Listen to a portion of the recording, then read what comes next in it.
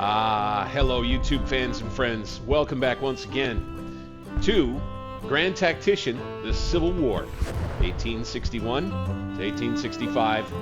I am your humble and gracious host, Bank 60s.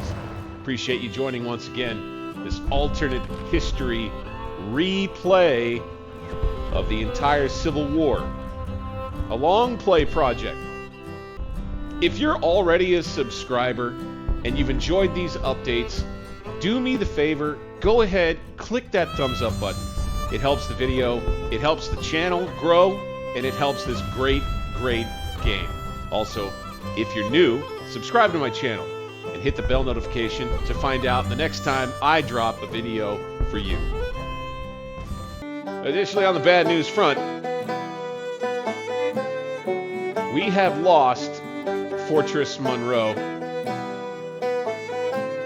And any true vision of what's going on here. Current rating of our nation is BBB, which is good. Our debt increased by $75 million. Currently, our liabilities amount to $589 million. That's a lot. The current economic cycle is recovering. The wealth of our population is below average and decreasing compared to the previous month. Our tax revenues increased by $37 million during the last month. Last month, one building was constructed, a fort. Total export volume tonnage last month was 510 million. 1.1 billion worth of goods was imported.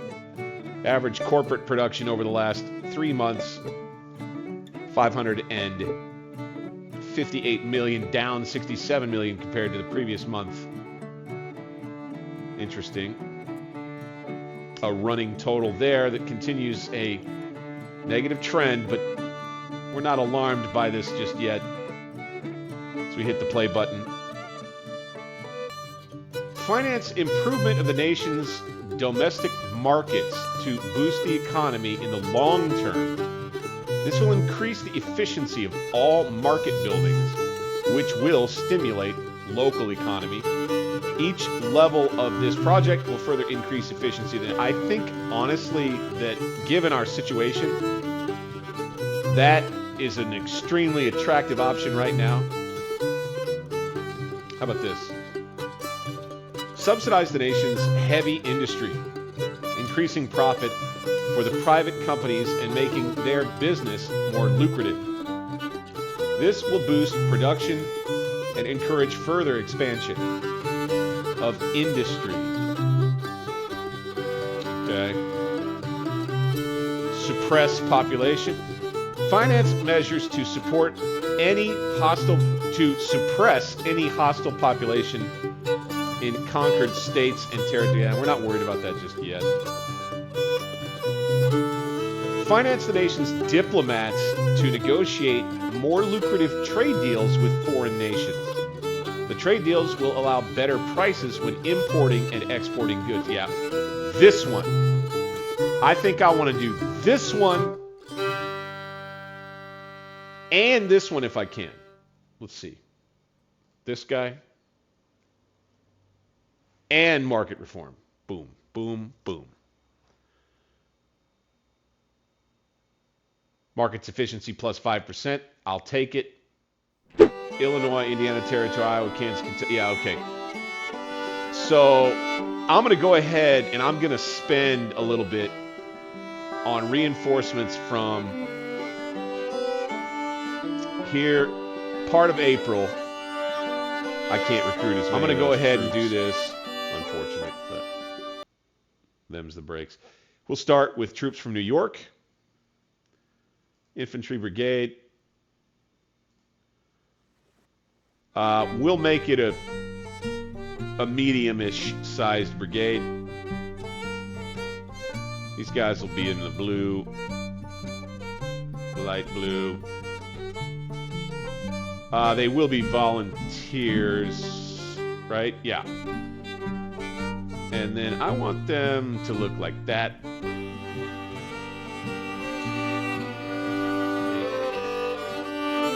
Eventually, we'll number close to 60,000 men.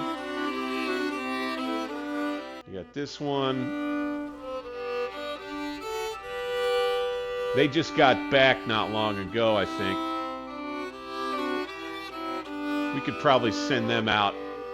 I'm going to go ahead and just kind of post them here. And we'll be blockading. We'll be offensive. We'll see if we don't get stopped along the way. Okay, so this will be the Atlantic Squadron. All right. Here we go. Bread Basket 2 policy enacted. More support for Union farmers. Here we go. Farmers to receive more subsidies. Europeans eager to purchase surplus crops. You bet.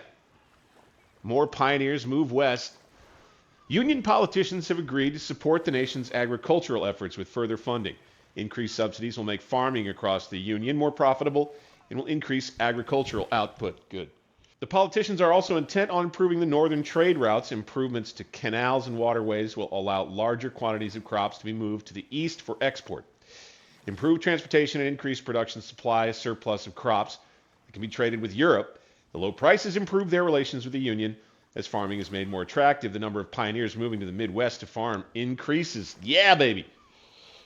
Okay. That was part of the design in our alternate history universe here. Union calls for volunteers. 2-year contracts now. Congress sanctions further enlistments. States forming new regiments. Here we go. More volunteers called up. Contracts for 2 years. States given new recruitment quotas. Recruitment offices around the nation working tirelessly now, and then we have them, to muster new regiments to be added to Lincoln's armies. The need for new volunteers is clearly felt in the armies where the raw regiments are added. While usually regiments muster at or near their full strength of 1,000 soldiers, when reaching the front lines, hundreds have already succumbed to sickness or desertion from the ranks. The regiments in the field are much smaller in size, averaging only half their full strength when engaging in combat with the enemy. Some field commanders feel the current recruitment system is not optimal. We've already taken care of at least some of that. So I already am curious, honestly, to see if that might give us the ability to really boost some stuff here. I'm going to look first at this Army of North Virginia.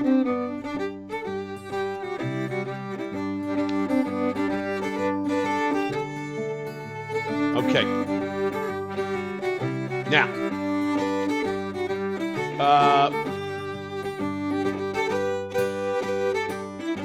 new group.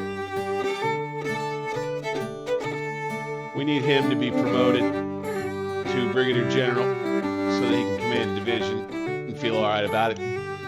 Okay, now. Oh, yeah, baby. Okay, look at all these troops now. Now that we have another round of volunteers. Thank you, Grand Tactitian. Ah, this is so cool. Okay. So we can bring from Maryland another infantry brigade, right? 1,500 men. We'll randomize this a little. That is good. We're going to switch it up, though. I'm going to do light blue top. Ooh, support's only 69 in Maryland. Interesting. Yeah, I want to keep that brigade small. All right, so, but all of these new troops are going to be pretty poorly equipped. Maine. Let's bring in 1,500 of them. They can be a little more. And then we're going to add Woodsy, right? Quite a few New York men over here. The blue and the dark blue. Good.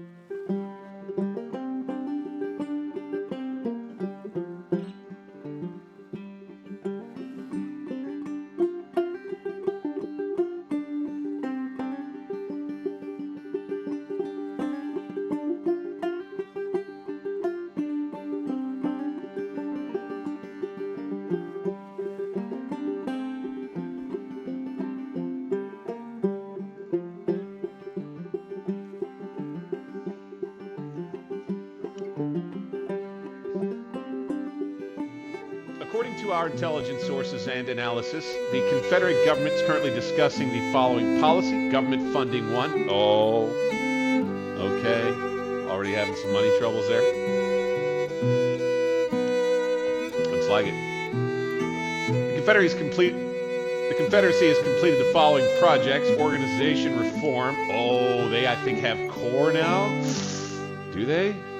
Yes, they do.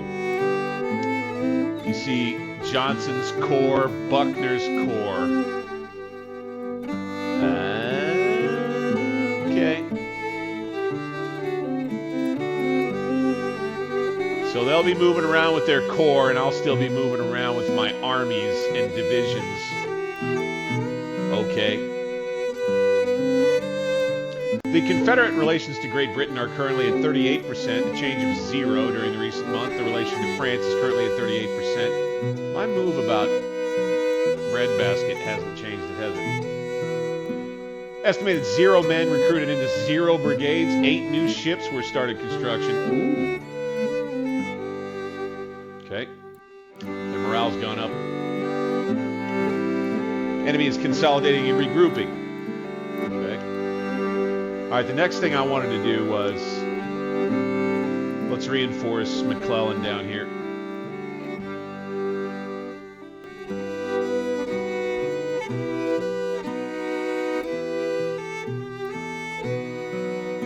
The Army of Kentucky. We will add a new division under Thomas Wood. It will be an infantry division.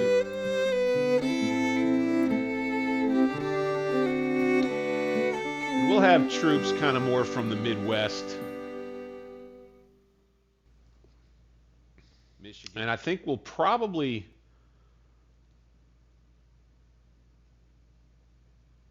cap it there. No, I'll wait a little longer. Here we go. The Union passes Tariff Act. Tariff rates rising. European traders shocked. The Union government has passed an act that allows large increases in the tariff rates imposed on foreign imports to the Union. This act will increase the funds collected mainly from European trading partners importing their products into Union markets. While government funding is improved, at least in the short term, the European nations have been left stupefied by such an attack on their trade. Reports indicate sympathy with the Union is decreasing in Europe. Union corporations, on the other hand, welcome the tariffs with open arms because it helps domestic production to compete with foreign goods. You got that right. Whoa. We're getting a little light on provisions there. We might start thinking about bringing them back.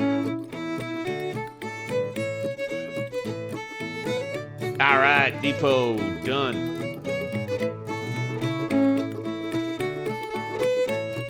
Lexington Depot done.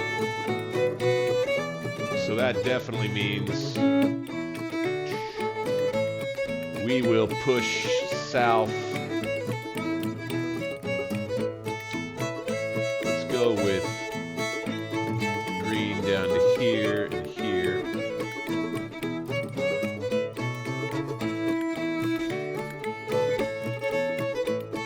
We'll go ahead and push the Army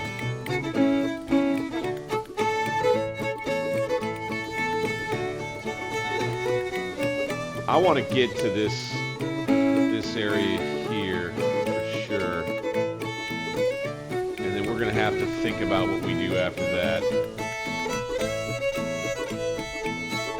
So let's go there. Don't worry about taking the railroad.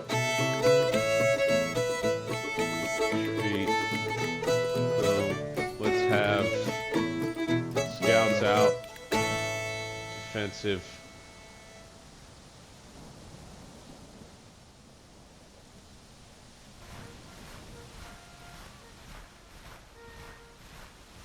We got muddy roads thanks to the rain. Damn it. Gonna bring industry subsidies down just a tad. Agriculture subsidies down just a tad. Economy subsidies up. Diplomacy up. Okay.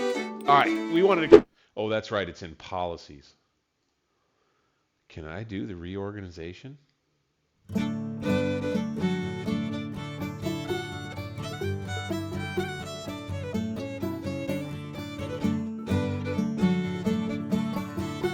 Organization reform, that's what I want. Major military organization reform that'll introduce the core system. Yeah, we're not there yet. They've got it. We don't. I would say that does... We want our military spending to go up, not our diplomacy so much. Economy, let's go agriculture subsidies down, industry subsidies down, military up. Let's just get these military projects going. I want to try to get core in place by middle end of the year, into this campaign season. If I can reorganize the Army, I think. Oh, here we go. Funding one policy enacted. More focus on the Confederate economy. Printing new notes made possible. Tariffs on imports increase. So it looks like the Confederates had finished up what they were planning on doing. Okay, what I think I'm going to get Rousseau busy with now, since he's looking real ready, is a different mission. We're going to come around to here, and we're going to head into Wheeling.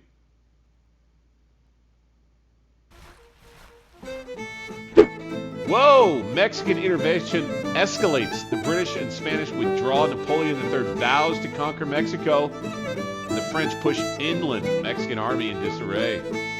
Whoa, buddy.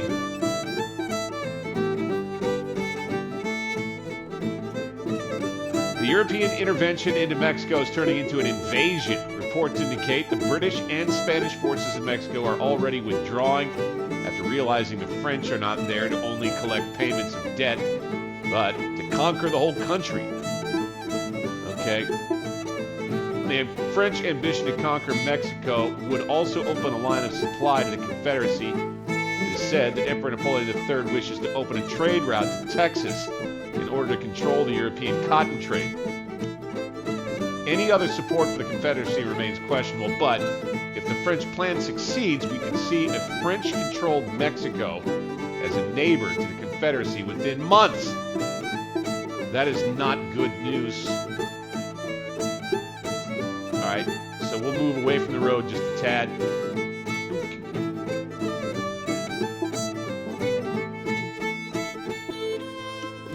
All right. Where we are right now, if they move and they're in offensive stance, I think that it'll trigger a combat and we'll be able to see what they've got. That'll be good in any case.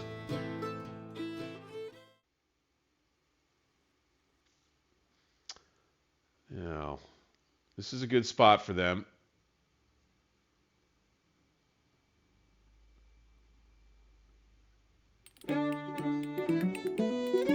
I will say that it would be a good idea probably to go ahead and take one small command, split it off. Yep. And we'll do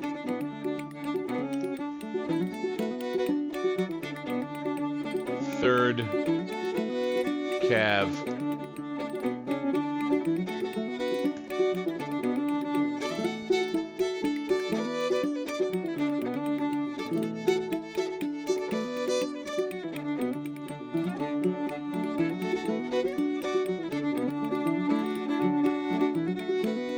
Third Cav. Okay, under it's John Porter. Okay. Interesting. Let's have more right? Army of Kentucky. We're going to bring over with the 3rd Cav a little horse artillery. Okay, do it.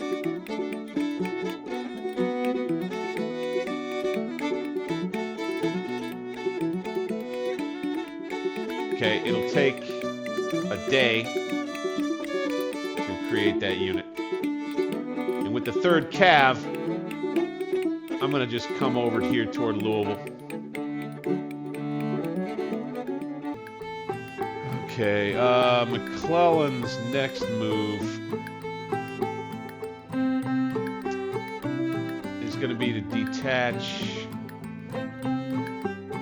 the 2nd Brigade under Griffin. Fine. This will be Griffin's command.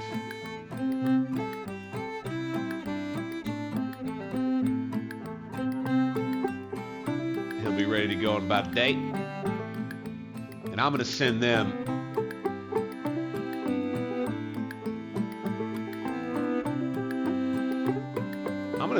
down here.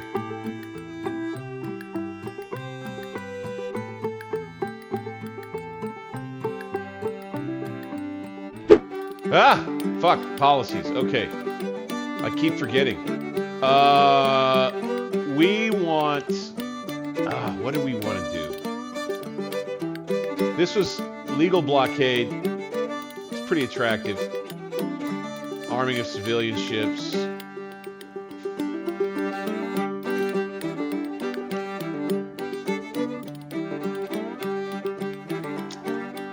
Let's arm civilian ships. Let's just do it. An act allowing the federal government to purchase civilian ships to bolster the Navy. Steamers will be armed, put in service, while more ships will be available to the Navy sooner. The trading fleet will suffer. Transport capacity of ports will be reduced. This allows armored 4th, 3rd, and 2nd rates, as well as paddle steamers, to be produced 25% of the full cost in material and time. Ooh, yeah, okay. You know what? I kind of hastily clicked on this, but I kind of like it at this stage. It'd just be good to have some cheap ships in the Navy. Unarmored 4th, 3rd, and 2nd rates. So, okay, we'll check what those are.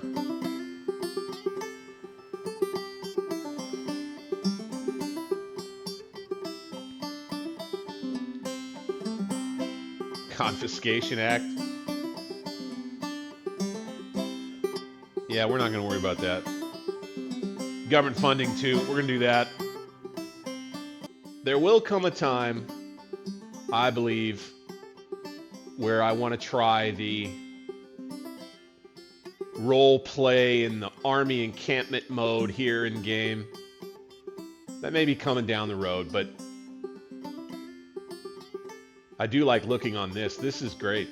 I believe this is a regimental encampment here. A Union regiment. You can see it all laid out there. The officer's tent, where all the privates are. You know, your mess and everything. Brilliant. Now, here's where there's a bit of a blessing. French's Corps, and I think there's another one. Army of Virginia. It says it's got 100,000. I don't believe it.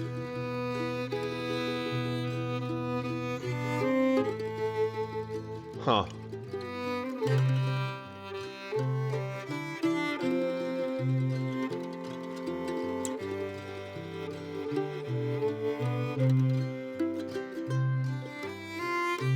I have a suspicion, anyway, about what they might intend to do.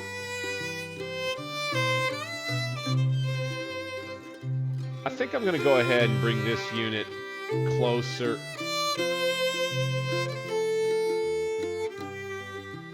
To the land, and then maybe within the circle. Maybe we'll learn something here. The combat range, you see that?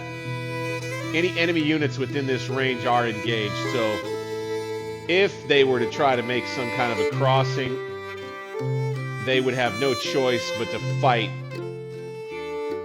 this group of ships here. Boop.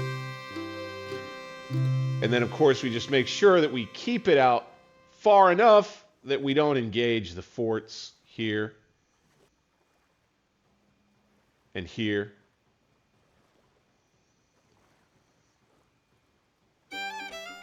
We have 50 guns in this task force in 5 ships.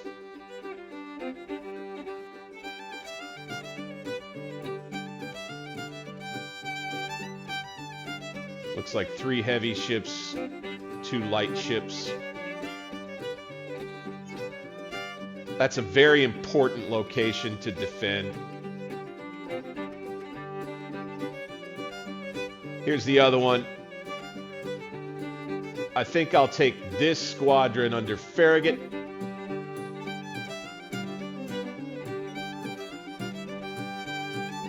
And I'll bring them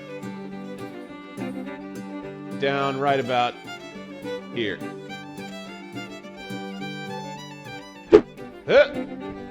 Third Cav runs into enemy troops. The Army of Tennessee. Looks like 9,000 men.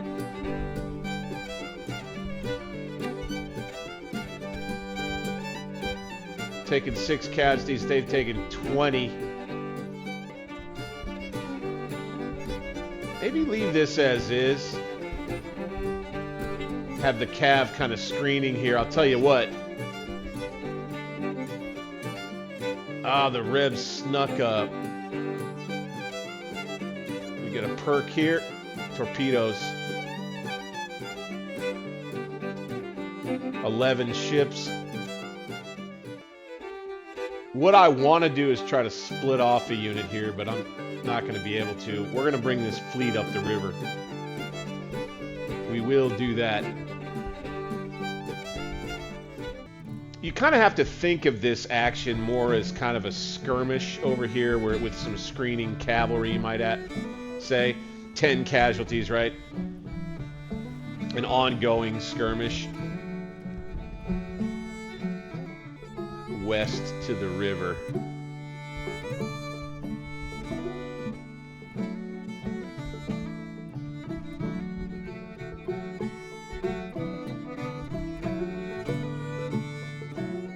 Defensive stance.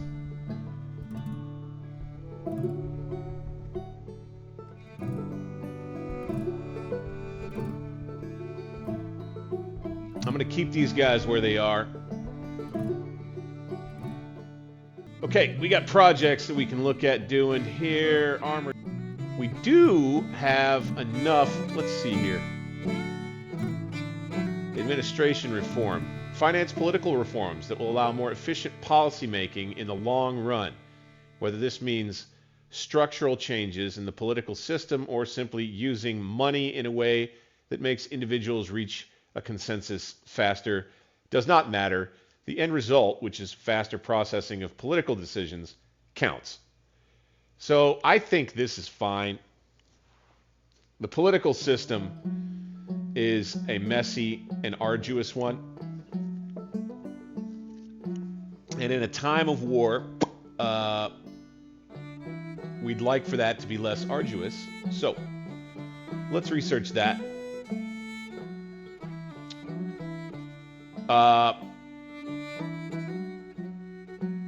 Farm mechanization. Whew.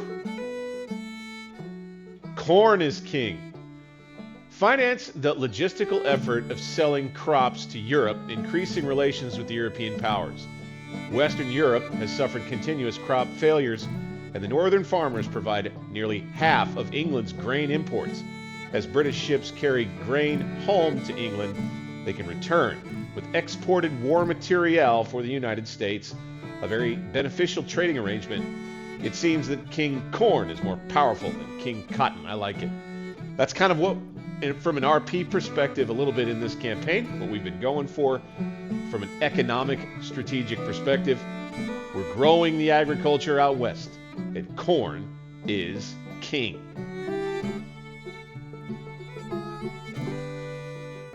Finally, oh, okay, Battle of Louisville ends. 3rd Cav retreating in panic, it says.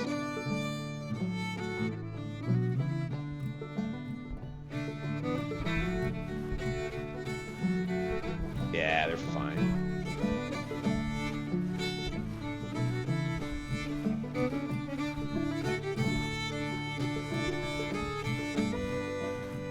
They can build us a depot back here.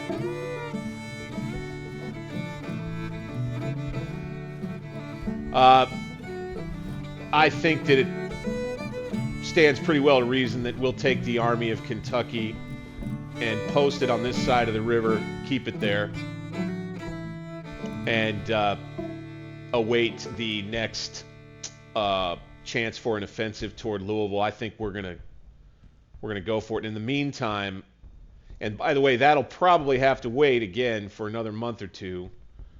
We're just kind of we're finding them, we're fixing them. Soon enough, we'll flank them and finish them. Home squadron arriving soon to its post. And you'll see, as long as these two circles intersect and cover all of this area here, I think we effectively prevent any landing from taking place from these infantry over to here. Now, obviously that helps because it helps prevent DC from being flanked from the south.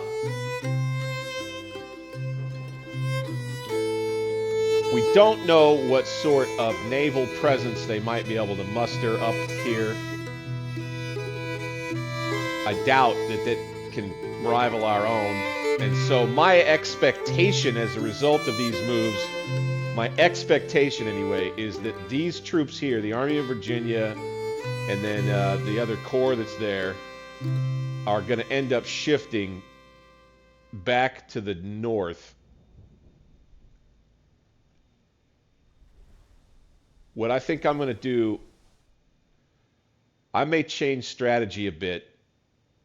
And the Army of North Virginia, I may, with the help of Rousseau on the flank, and we'll see how it goes, is run down this road straight here and parallel here with the aim of recapturing western Maryland, and then him reinforcing and then dealing with whatever ends up being left to deal with up here in northern Virginia. And then he may end up gaining the aid of Carleton's cavalry. So further shifting the strategy, we may then now seek to take our main army, sweep directly south. Now that we know at this juncture, we may indeed have their main army out of position. Again, for now, we have to give it time. We don't have a choice. But eventually, be in a position to move all the way south, straight steamroll into Virginia, probably all the way here to Culpeper, and stop, waiting for the push all the way to the river, and then wait for the Revs to come get us. All right, here we go. We got a CSS ship sunk already. 2 of them, the Forest and the Pickens. Beautiful, beautiful. We're looking good here. The Battle of Louisville Ferry with our new paddle steamer gunboats. 2 guns a pop. Putting in some good work. Disabled CSS Arrow, 34%. Yeah, these guys are getting whooped. New Orleans Squadron, you came too far north too soon, guy.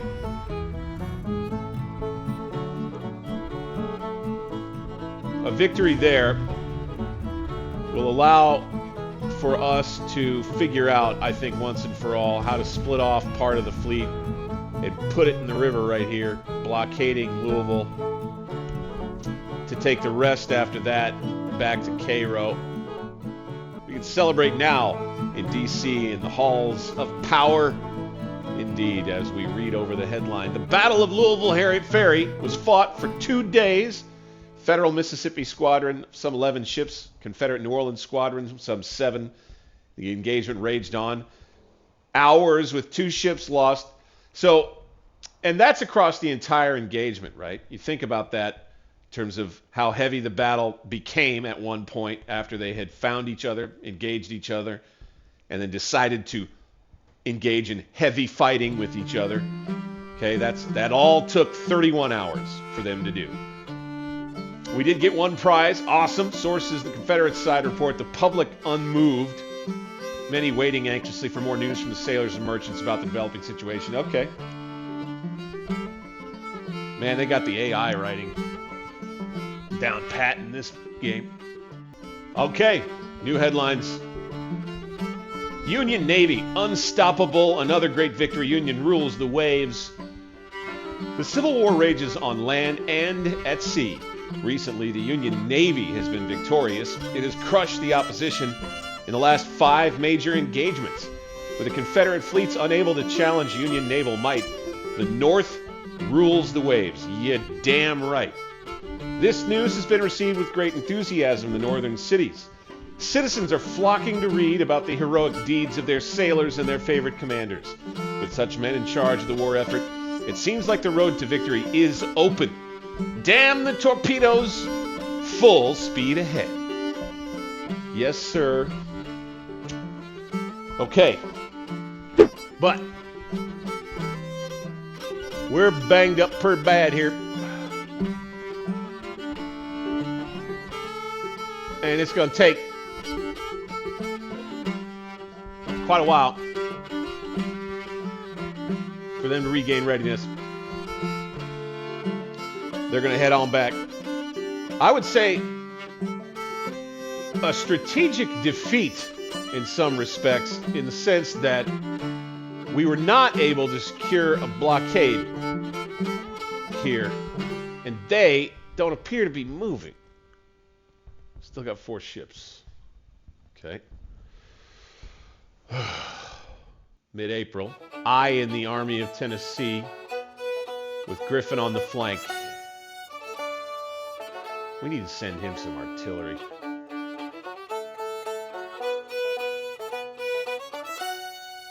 We don't have any to send. Okay. I'll tell you what. Since these guys aren't really doing anything, let's take this horse battery and transfer it to Griffin. Please? Thank you all. Take 2 days to get that done. Transfer. Easier to do it that way than to try and actually move the units on the map. And by the way, that gives me a chance to take an aside on a bit of a gameplay note. I advise that you think of it like this when you're doing the campaign mode, is when you are moving the troops actually on the map, you are doing a movement into possible combat, and the troops are out ready to fight. When you are intending to just move by logistics troops from one place to another, intending upon reinforcing this area or that, you are better served by utilizing the transfer function in the game, because then the system, the infrastructure system of railroads and steamer ships and such, just gets used to automatically and without disrupting any of the strategic situation as you have control of it, moves the troops to where you want them to be in game. I don't know if there are a lot of players who I've seen anyway here on YouTube that don't already understand that aspect of the game fully, or understand that aspect of logistics in warfare and kind of like how to think about it. When you're moving troops around out here on the map, these are the guys that you are intending to have ready to fight at a moment's notice. You are not, at least you're trying anyway, you are not engaging in movement of these forces to just move them from one place to another to reinforce one another or such and so forth. You're better served by using that transfer function between commands.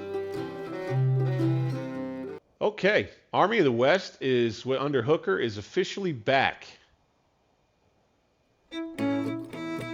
Seems the weather over here is not great though.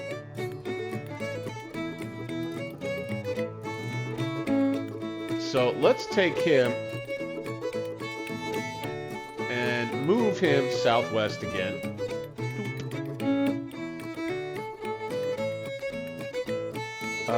We don't need to do any force marching or railroad. Okay, we'll have these guys scouting and we'll be in a defensive stance. We're not really looking to engage. Just looking to put our feelers out. We're going to get a new depot building over here.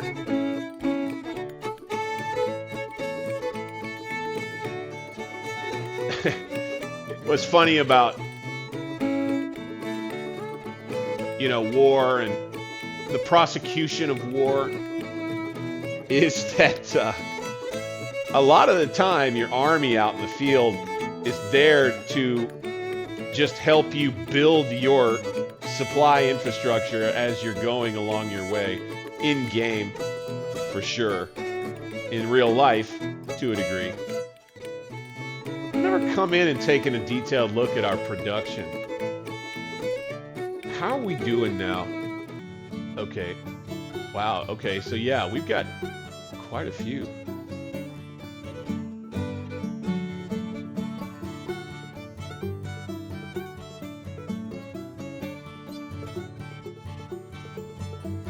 But as you can see, quite a few of them are still, appear to be anyway, short of workers. Some of them.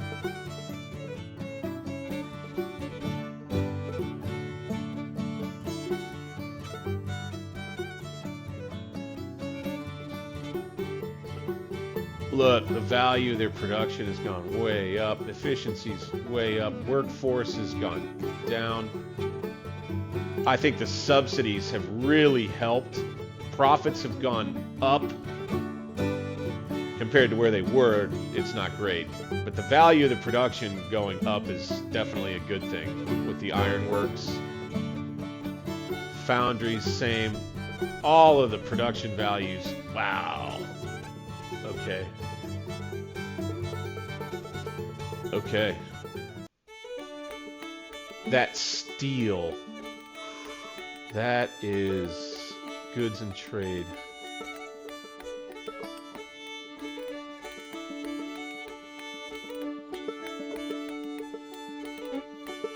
Steel.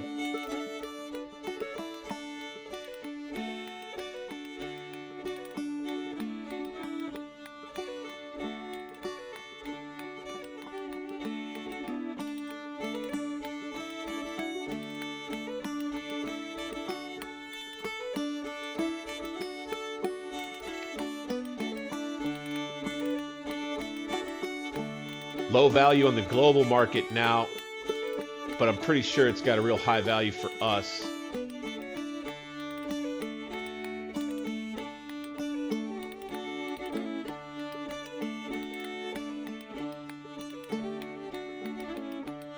Steel and iron to make machine parts.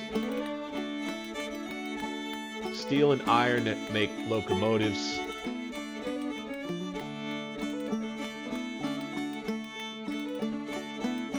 Steel and iron to make artillery, baby. Can we come in here and yes, we can order stuff. I knew it. I should have been doing this all along. So yeah, you do procurement, right? From the government end, you're trying to procure resources for the war effort. I'd like to get some new 3-inch ordnance rifles. That'd be good. Let's do 128 pieces. No, let's do 64. Do that order.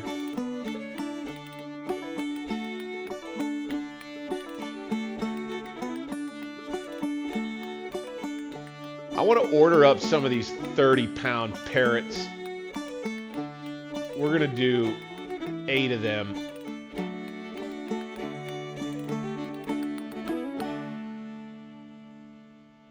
Those will be used. I think I'll just billet them for the Army of Northeastern Virginia, the main army. And when they go sieging, we'll have those with us. Let's do some 10-pounders. We'll do 32 of those.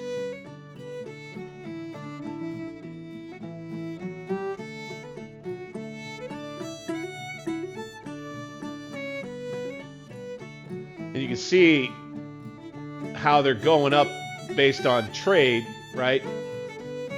But now is the aspect of ordering them that's very important. I had never interacted with this menu before. Obviously, we got to watch the cost.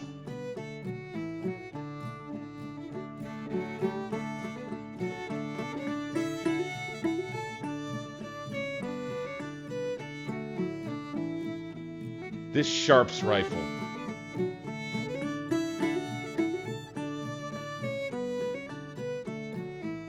If we were to get 10,000 of those, screw it. Let's get 50,000 of those. Let's just make the order. No, we can't do that. We can't, because it'll take that long to fill. Okay. I don't know if it'll be filling that slowly the whole time, so we'll do 10,000. Actually, let's do 5,000 pieces at 4.6 million.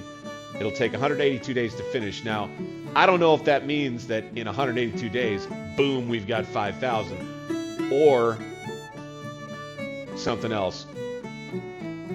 But well, let's make that order. Let's order these rifled carbines as well for our cav. We'll do that. This Colt revolving rifle, same thing. We'll do 1,000 of them. Okay, let's not go overboard. Let's see here. There was one more. I want to front line this Enfield rifled musket. Let's just order up 50,000 of those. Okay, no, we can't. Oh, why?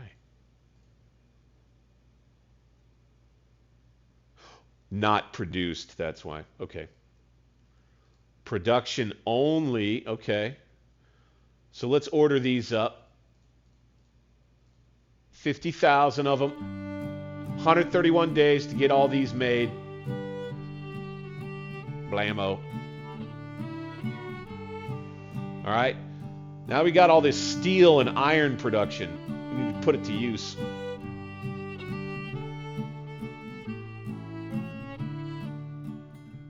Okay, McClellan is going to take the 3rd Brigade under Reno. We're going to split him off.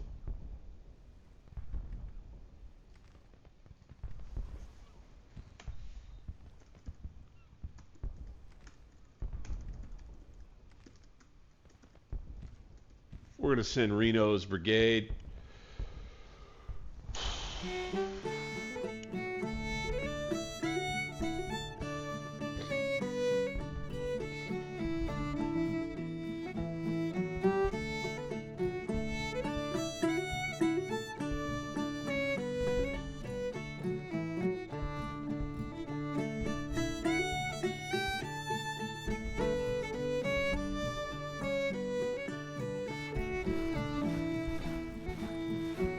we're going to go west to Louisville. Although we can hear.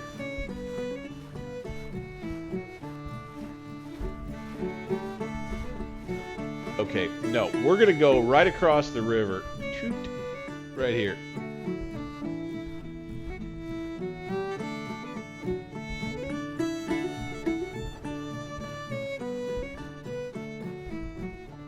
We're going to build a fort here.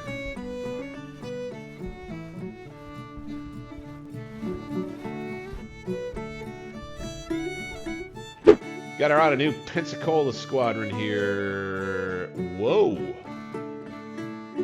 8 ships, 40 guns. Okay.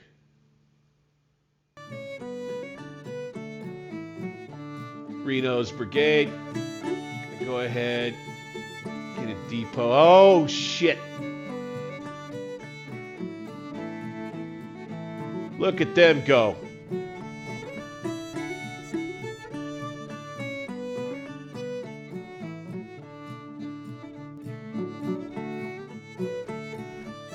What are they doing?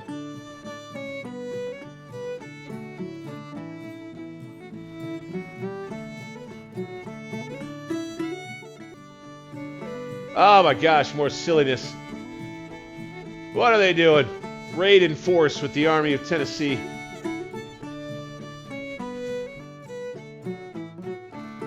Oh, wow. Interesting that they're choosing to do this. McClellan here, I think, is going to have no choice but to take the railroad back to here. Well, first, I think what we'll do... Nope, they're building these guys. Okay, so this is all we'll have to fight with. We'll take our chances. So let's come here first. We'll use the rails and go. And then what I may do is, now that we're done with this depot here, I may go ahead, once these guys, I tell you what, we're done. Let's go ahead, let's transfer them back to the Army, 3rd Cav. Boink. Let's do it. Back into Wool's command. Oh, I can't do it that way. Okay. Yeah. All right. 2 days. Fine.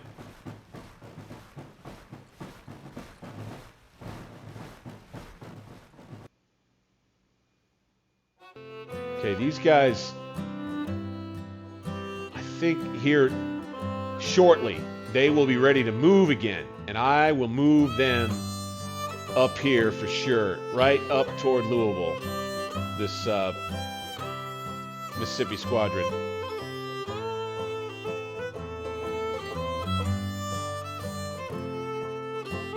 Off to a bit of a strange start here, but yep, there they are.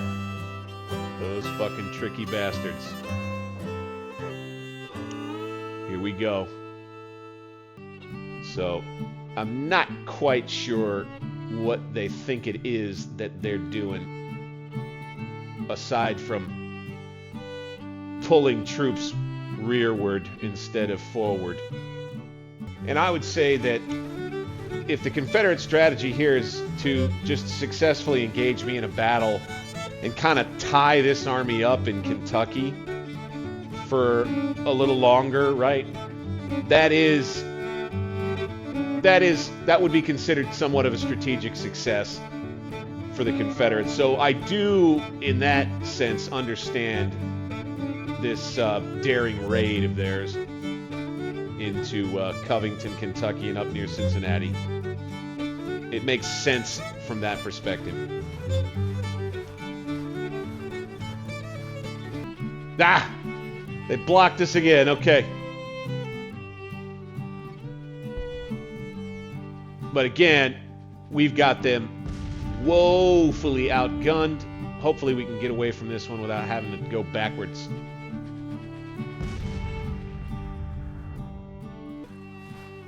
Bam! Here we go. Army of Kentucky now in contact with the Army of Tennessee. What are your orders?